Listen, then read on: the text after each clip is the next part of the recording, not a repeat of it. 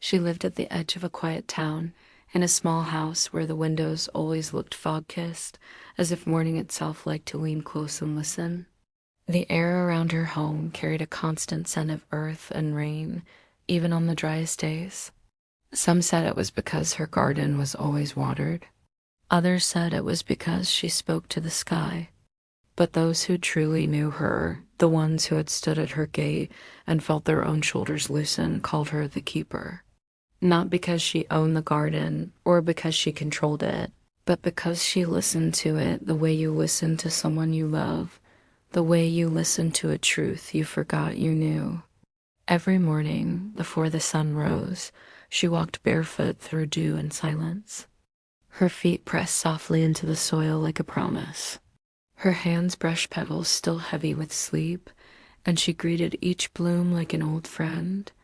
To her, every flower was a prayer, every leaf a teacher, every thorn an honest reminder that beauty never asked life to be painless. Sometimes she'd pause near the jasmine vine and close her eyes, as if receiving a message in perfume. Sometimes she'd rest her palm against the trunk of the elder tree and whisper, "Thank you for staying." And the garden, in its own language of wind and hush, always answered. One morning, a man wandered down the path, a traveler, tired eyes, kind face, the kind of person who smiled politely, but whose soul looked like it had been carrying suitcases for years. He walked slowly, as if his body had arrived somewhere his spirit didn't trust yet. He stopped at her gate, unsure. The air around her garden shimmered, not in a magical, dramatic way, but in a quiet, undeniable way. Like sunlight itself had chosen to rest there. He cleared his throat softly. "Is this place open to anyone?" he asked. She looked up from where she knelt near a patch of wild flowers. A smudge of soil on her cheek, soft morning light in her hair. She smiled like she recognized him without ever having met. "It's open," she said, "to whoever needs to remember." Something in his chest loosened, not fully, but enough. He stepped inside. They didn't talk much at first. That was part of the garden's unspoken rules, so he simply joined her. He carried water in cans, helped guide vines along their trellises, and pulled weeds from the soil with careful fingers, like he was removing old thoughts from his own mind. And every time his hands touched the earth, he felt a quiet he hadn't known in years. Not emptiness, but a peace that didn't demand anything from him.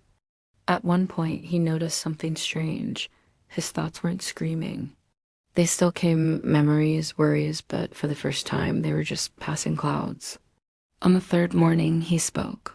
Staring at a cluster of lavender, he admitted, "I've been searching everywhere for peace. Books, temples, oceans. And it's never stayed." The keeper didn't answer right away. Finally, she looked up. "Peace doesn't live in places," she said softly. "It lives in presence." He frowned gently. "Presence?" She wiped her hands on her apron, reached into a small pouch, and placed a tiny seed in his palm. "Plant it," she said.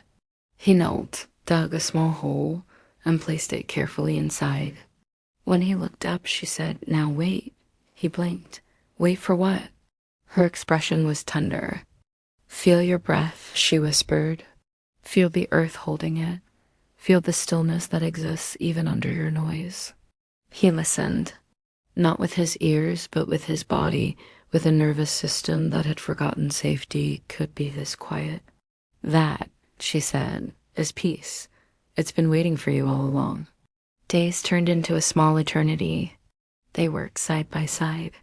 He told her about the weight he carried, regret, guilt, the endless noise of trying to be enough. And she didn't fix him. She didn't offer advice. She simply listened the way sunlight listens to leaves. And in that stillness, his soul began to breathe again. He started noticing how the garden didn't bloom all at once, how dead leaves meant nourishment, how even a broken branch still belonged. And slowly, he began to believe maybe he belonged too. One evening, watching fireflies dance like tiny lanterns, he said, "You make it look easy to be light." She smiled. It isn't easy.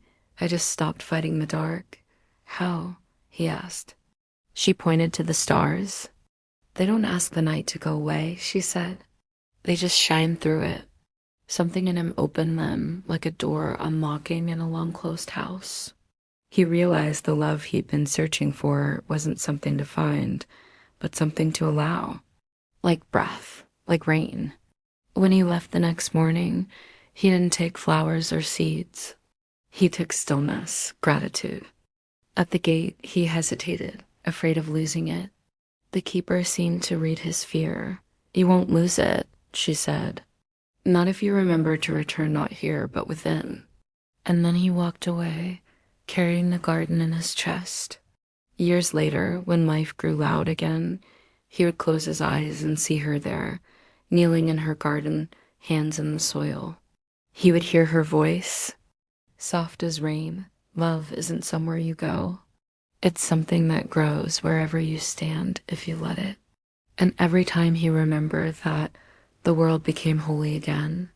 Not because it was perfect, but because he was finally present enough to see it.